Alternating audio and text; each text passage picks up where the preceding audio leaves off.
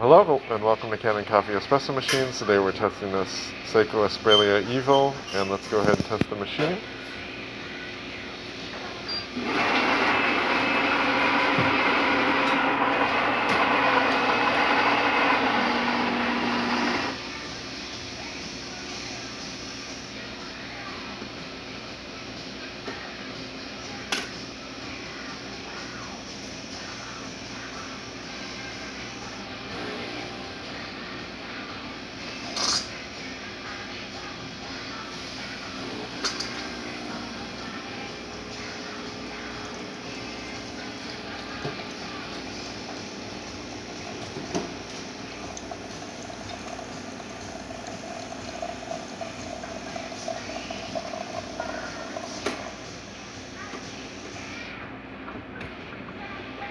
Generally I like to have the dial set kind of in the middle, then the machine doesn't have to work quite so hard.